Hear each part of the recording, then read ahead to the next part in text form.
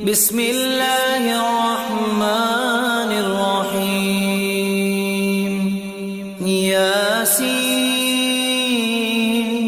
والقرآن الحكيم إنك لمن المرسلين على صراط مستقيم تنزيل العزيز الرحيم لتنذر قوما ما أنذر آباؤهم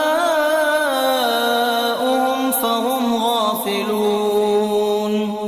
لقد حق القول على أكثرهم فهم لا يؤمنون.